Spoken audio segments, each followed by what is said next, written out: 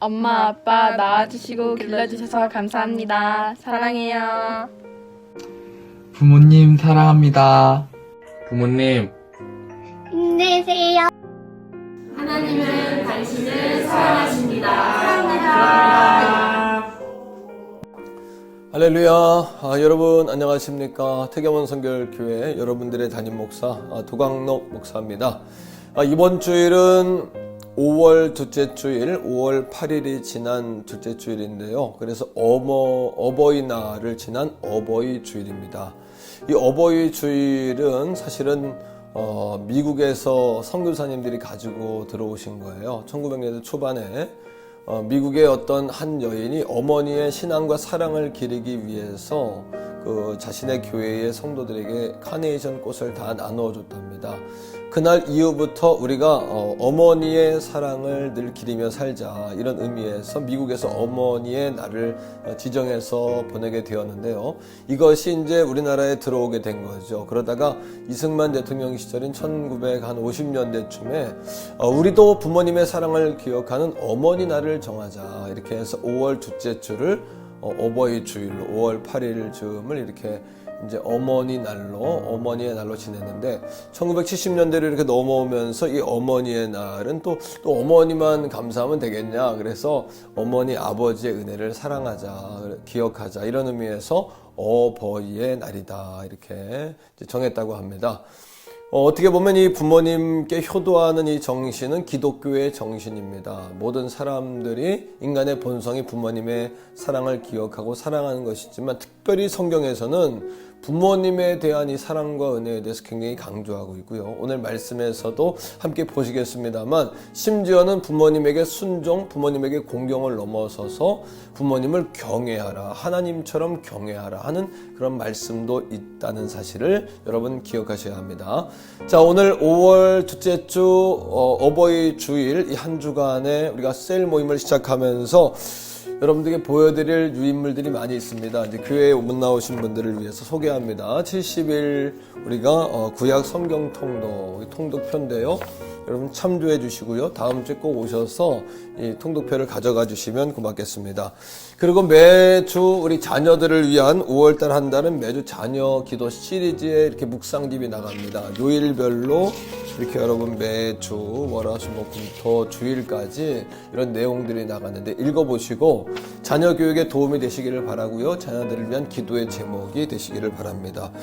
또 우리 주보가 그리우신 분들도 계실 것 같아요. 예, 주보입니다. 우리 태경원 성결교회 주보인데요. 여러분 이렇게 주보의 내용들 여러분 보고 계시고요. 사진의 내용도 많이 바뀌었습니다. 이제 여러분 속히 오셔서 함께 주보의 내용들도 함께 보시고 교회 신앙생활도 예배생활도 회복하시면 좋겠습니다. 특별히 오늘 셀 모임을 시작하면서 오늘은 찬송가 199장 나의 사랑하는 채 어머니에 관한 내용도 들어있고요. 또 하나님의 말씀과 우리 신앙의 고백이 들어있는데요. 나의 사랑하는 책 비록 헤어졌으나 어머니의 무릎 위에 앉아서 재미있게 듣던 말 그때 일을 지금도 내가 잊지 않고 기억합니다. 이렇게 부모님의 사랑과 하나님에 대한 그 신앙의 고백을 가지고 귀한 찬양 함께 드리고 다시 만나겠습니다.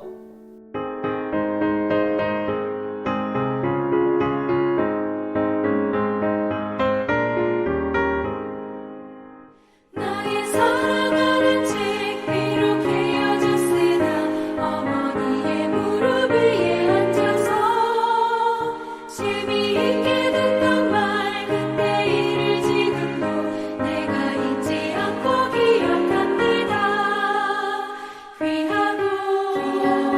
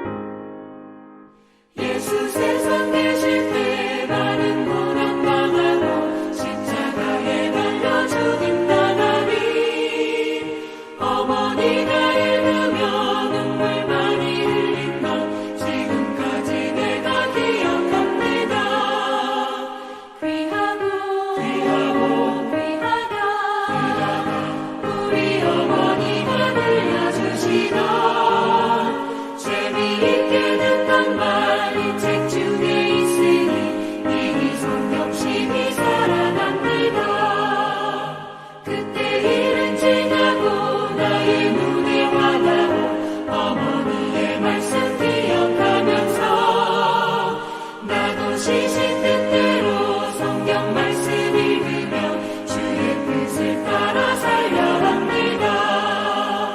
귀하다 우리 어머니가 들려주시던 재미있게 듣던 말 이 책 중에 있으니 이 성경심이 살아납니다.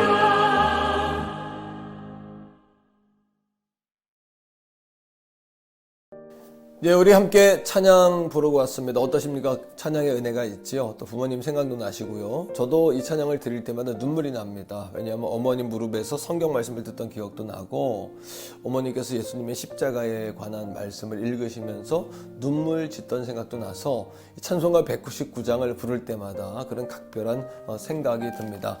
자, 오늘 우리가 셀 모임 시작하면서 하나님의 말씀 함께 보겠는데요. 에베소서 6장 1절로 4절의 말씀입니다. 아래 자막도 참조해 주시고 여러분 귀 기울여 잘 들어주시면 감사하겠습니다. 자녀들아 주 안에서 너희 부모에게 순종하라. 이것이 옳으니라. 내 아버지와 어머니를 공경하라. 이것이 약속 있는 첫 계명이니 이로써 내가 잘되고 땅에서 장수하리라. 또 아비들아 너희 자녀를 노엽게 하지 말고 오직 주의 교훈과 훈계로 양육하라. 오늘 에베소서 6장 1절로 4절의 말씀을 가지고 가정에서도 전신갑주로 무장하자 이런 제목으로 말씀을 나누겠습니다. 자, 말씀을 나누기 전에 함께 기도합니다. 사랑의 하나님 감사합니다. 오늘 영상으로 셀 모임을 모였습니다. 이 한 주간 이 영상을 통해서 다시 한번 주일 말씀을 되새기고 우리가 가정에서도 전신갑주를 입고 우리 가정을 하나님의 나라 만들 수 있는 은혜가 있게 하여 주옵소서. 예수님 이름으로 감사기도 드립니다. 아멘. 자, 여러분 오늘 말씀을 시작하면서 한 가지 질문을 드리겠습니다. 여러분 가정은 누가 만든 걸까요? 가정은 남편과 아내가 만든 것이 아니고요. 뭐 조상 때부터 내려왔다 이것도 아닙니다. 가정은 하나님께서 사람들에게 주신 선물입니다.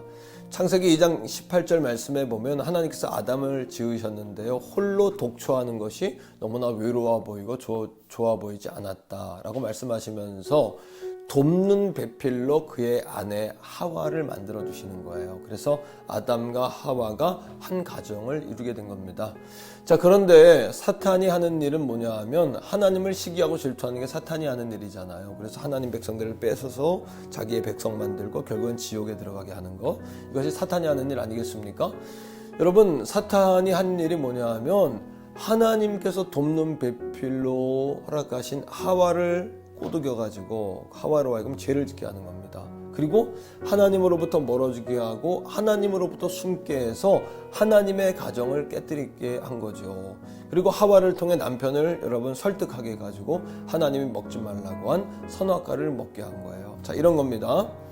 하나님의 나라가 떠나면 가정은 무너집니다. 가정이 무너지면 하나님이 가정을 통해 주시는 에덴의 축복과 평안과 행복은 없어지는 거예요.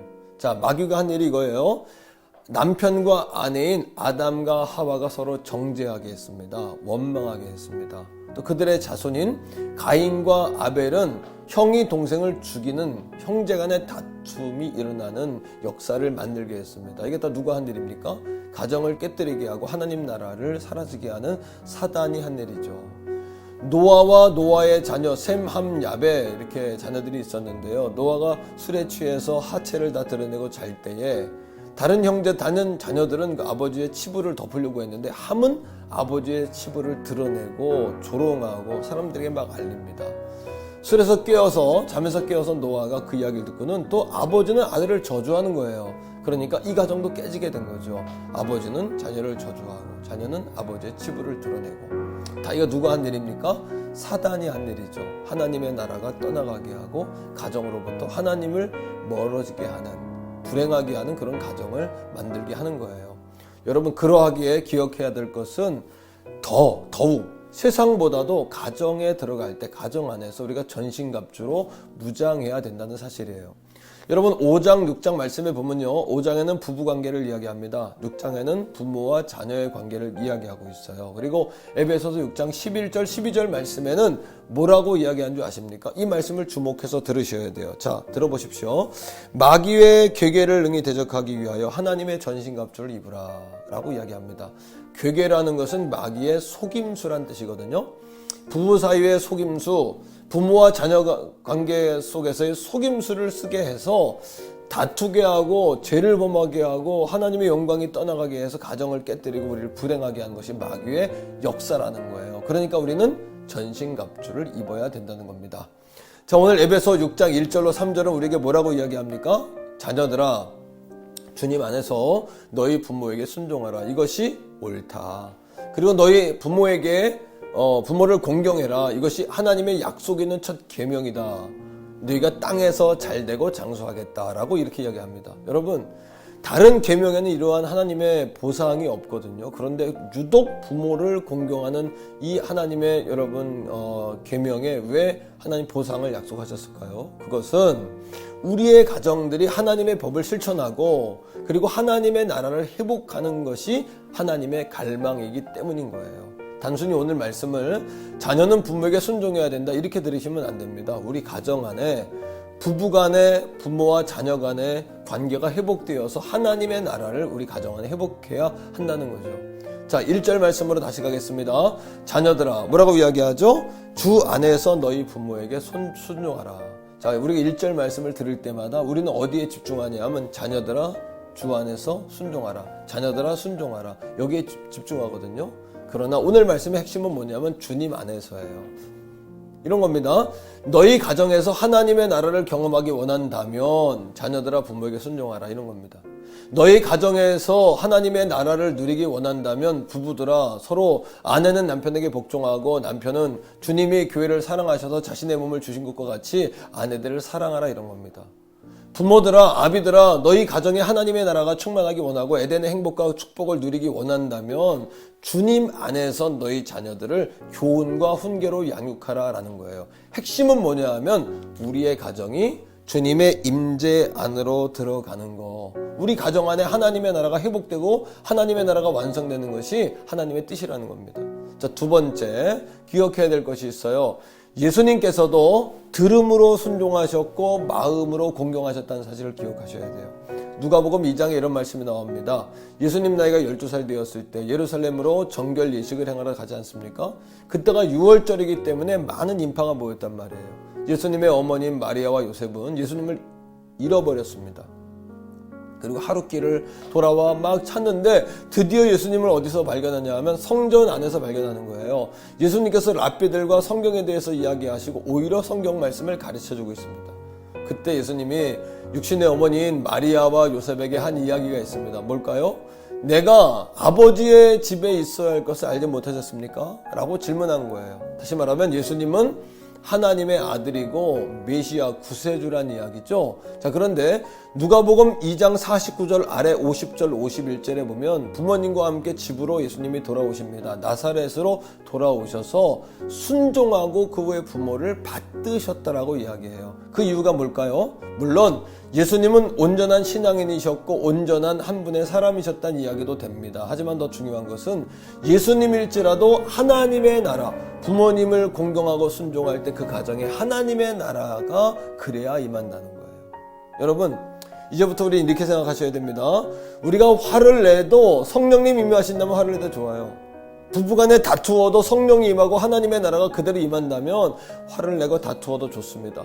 불순종해도 하나님의 나라가 임한다면 좋습니다. 그러나 부부간에 사랑하고 자녀는 부모님을 공경하고 부모는 자녀를 말씀으로 양육할 때 하나님의 나라와 성령 충만의 역사가 임한다는 사실을 여러분 기억하셔야 돼요. 첫 번째로 여러분 순종이란 헬라어로 휘파쿠오라는 단어예요. 이것은 두 가지 합성어를 가지고 있는데요. 휘포라는 듣는다라는 단어와 아쿠오라는 뭐뭐 아래서라는 단어의 합성어입니다. 그러니까 순종이라는 단어의 뜻은 뭐냐 하면 우리가 듣는데 어떻게 해요? 내게 말하는 부모님이 나보다 높은 분이다. 나보다 더 유식하고 더 많이 아는 탁월한 분이시다라는 마음가짐을 가지고 우리가 그 아래서 존경하는 마음으로 부모님의 말씀을 들어야 된다는 겁니다. 이게 순종입니다. 자, 공경이란 뭘까요? 그러면요. 공경이라는 말은 헬라어로 티마오라는 단어를 씁니다. 이 티마오라는 단어는 내 앞에 계신 그분이 존귀하기 때문에 내가 부드럽고 내가 온유하게 그분을 대한다. 이런 의미를 가지고 있는 거예요. 여러분, 예수님께서 십자가상에서 돌아가실 때 하셨던 말 기억하십니까? 십자가상에서 자신의 어머님 마리아를 향하여 뭐 이렇게 이야기합니다. 여자여 라고 이야기하죠. 오해하면 아니 어머니를 어떻게 여자라고 얘기할 수 있지? 라고 생각할지 모르겠지만은 이 말은 여러분 여자여 라는 그런 단어가 아니라 나의 어머니요 위대한 여인이요 라는 존중의 단어라는 사실을 기억하셔야 돼요. 구나이라는 여러분 원어적인 의미를 가지고 있습니다. 구나이 여자요 이런 뜻이거든요. 그 후에 예수님께서 자신이 사랑하는 제자 요한에게 어떻게 합니까? 나의 어머니를 너에게 부탁한다. 이제부터는 내 어머니다 라고 부탁하는 장면을 기억하셔야 돼요. 바로 십자가에 죽으시면서도 자신의 홀로 되신 어머니 마리아를 생각했던 그 마음으로부터 그 어머니를 대하는 그 마음이 공경의 마음이라는 거예요. 자, 마지막 세 번째입니다. 우리 다 같이 한번 따라합니다. 우리 가정이 하나님의 임재 가운데로 들어가기를 원합니다. 여러분, 가정은 하나님의 꿈이 담겨 있는 곳입니다. 자, 시편 128편 1절로부터 6절까지에 보면 이 사실을 우리에게 분명히 말해줘요. 자, 하나님의 임재가 있는 가정, 하나님의 나라가 있는 가정이 받는 복입니다. 1절은 이렇게 이야기합니다. 여호와를 경외하며 그의 길을 걷는 자가 복이 있다. 이거는 하나님의 나라가 임했다는 얘기예요. 자, 두 번째 2절입니다. 그의 가장은 그가 수고한 대로 먹는다. 내 손이 수고한 대로 먹는다. 이거는 그들의 가정이 일터로 나가서 가장들이 일한 대로 하나님이 복을 주신다는 겁니다. 하나님의 나라가 임하면 가장들이 복을 받습니다. 3절에 보면 내 안방에 있는 아내는 결실한 포도나무 같다 이렇게 이야기해요. 바로 가정이 복을 받습니다. 그 안에는 아내들이 복을 받는 겁니다. 그 아내들이 칭송을 받고요. 남편을 도와 그렇게 세운 것 때문에 남편이 그 아내의 면류관이요 자랑이 되겠죠. 자, 뿐만 아닙니다. 3절 말씀 가운데 보면 식탁에 둘러앉은 자식은 감람나무 같다라고 이야기해요. 감람나무는 치료제요. 왕에게 기름을 붓는 기름이 나오는 나무가 감람나무죠. 다시 말하면 너희들의 자녀, 당신들의 자녀는 유망주요 기대가 넘치는 그런 자녀가 될 것이다 라는 이야기죠. 자, 계속해서요. 5절에 보면 시온에서부터 이런 복을 받는답니다. 성전, 믿음의 복을 받고요. 6절에는 자식의 자식을 볼 것이다 라고 이야기해요. 이 이야기는 어떤 의미냐 하면 바로 하나님의 나라가 임한 가정을 통해서 하나님은 가정과 가장과 아내와 자녀들을 축복하시고 그 가정에 계속해서 거룩한 씨가 이어지도록 하나님은 복을 주시는 거예요. 자, 그러하기 때문에 부모를 공경하라. 이것이 약속 있는 첫 계명이니 네가 땅에서 잘되고 장수하리라. 왜요? 하나님의 꿈이 가정 안에 있고요. 이 가정을 통해서 그 거룩한 씨앗들이 온 땅에 퍼지는 것이 아버지 하나님의 뜻이기 때문이라는 거예요. 자, 신명기 7장 9절 말씀은 이렇게 이야기합니다. 하나님을 경외하는 자마다 1000대까지 복을 주신대요. 자, 시편 127편 3절은 보라, 자식은 여호와의 기업이다. 그리고 태의 열매는 그들의 상급이다, 자랑이다 이렇게 이야기합니다. 우리의 자녀들을 통해서 그렇게 하나님의 거룩한 씨를 퍼뜨려야 된다라는 의미가 되겠죠. 사랑하는 성도 여러분, 어떤 분들은요 주 안에서 너희 부모에게 순종하라 이 말이 어려운 분도 계실 거예요. 물론 저도 마찬가지입니다. 때로는 상처받은 것만 생각나고요, 마음이 어려웠던 것만 생각날 때도 있지요. 자, 그러나 여러분, 내가 부모님에게 상처받았다라는 마음을 가지고 부모님을 외면하기 시작하면 우리 안에 하나님 나라가 무너지는 거예요. 성령이 근심하고 성령이 탄식하기 시작합니다. 그럼 어떻게 될까요? 내 안에 있는 하나님의 나라가 무너지면요, 우리 가정에 하나님의 나라가 선다는 것은 거짓말입니다. 자, 우린 이런 이야기를 해요. 내가 부모에게 받은 상처 절대 우리 자녀들에게 물려주지 않을 거야 라고 이야기하면서 부모를 외면한다면 여러분들이 행하는 그 행동이 자녀들에게 더 큰 말이 된다는 사실을 기억하셔야 돼요. 1절 말씀에 자녀들아 이렇게 시작한 이 말씀은 4절에 부모들아 이렇게 끝난다는 사실을 기억하셔야 됩니다. 우리도 언젠가는 부모가 되고 우리도 자녀들이 우리의 부모인 나를 보고 따라온다는 사실을 우리도 기억하셔야 된다는 이야기예요. 여러분, 한때 저도요 우리 부모님들이 이해가 안 될 때가 있었어요. 아마 저희 가정 우리 집사람도 마찬가지일 겁니다. 우리 부모님들은 30대 초반에 장로님이 되셨거든요. 어려서부터 늘 기억나는 것은 우리 부모님이 교회에 계셨던 것밖엔 기억이 안 나요. 자녀들에게 등록금을 못 줘도 우리 부모님은 늘 교회가 우선이었고 또 목사님이 우선이었고 주님의 일이 우선이셨어요. 어려선 그게 이해가 안 됐습니다. 그러나 지금은 그것이 이해가 돼요. 우리 부모님에게 하나님이 전부셨던 거죠. 그리고 우리 자녀들을 위해서 하나님께 심고 기도하고 우리를 그렇게 여러분 신앙생활 가운데 본을 보여주셨던 부모님 때문에 부족하지만 오늘 여기까지 올 수 있었다 하는 생각을 마음에 갖습니다. 세월이 지날수록 그 부모님의 기도와 부모님의 어떤 그런 축복이 내 삶의 큰 밑거름이 됐다는 생각을 합니다. 기억합시다. 사랑하는 성도 여러분, 가정에 들어갈 때 가정에서도 전신갑주를 입으셔야 돼요. 구원의 투구, 믿음의 흉배, 진리의 어리띠, 평안의 복음의 신, 믿음의 방패, 성령의 검 곧 하나님의 말씀으로 무장하고 내가 내 아내에게, 아내가 남편에게, 부모가 자녀를 대할 때에 이것이 하나님의 나라를 지금 이루고 있는 말인가 행동인가 상황인가를 늘 여러분 주의 깊게 보면서 행동해야 한다는 이야기입니다. 오늘부터 우리 태교원 성결교회 모든 성도들의 가정에 하나님의 나라가 임하길 주의 이름으로 축복합니다. 자, 이 시간 우리 한번 따라할까요? 용기를 내서 또 힘있게 한번 따라하기 원합니다. 아버지 어머니 사랑합니다. 감사합니다. 존경합니다. 예, 이 한 주간 어버이 주간입니다. 지난주에 부모님들께 아직 인사를 못하신 분들이 있다면 지금이라도 감사와 사랑과 존경의 마음을 표현해 보시기를 간절히 부탁합니다. 자, 이 시간은 기도하는 시간입니다. 이제 교회 일상들이 많이 회복이 됐고요. 교회도 예배가 이제 날마다 이렇게 회복이 되는 상황 가운데 있습니다.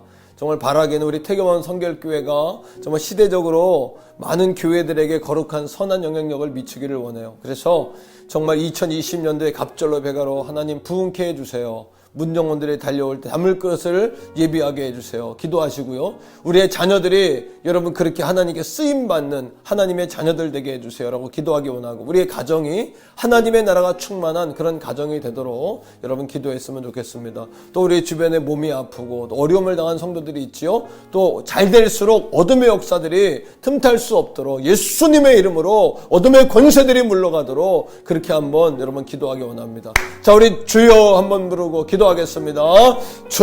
주여 아버지 하나님 감사합니다. 오늘 귀한 말씀을 통해서 가정에서도 우리가 전신갑주를 입고 가정으로 들어가야 됨을 깨달았습니다. 또 하나님의 나라가 우리 가정에 임하게 하시고 하나님의 거룩한 역사가 선순환될 수 있는 놀라운 은혜의 가정들 다 되게 하여 주시옵소서.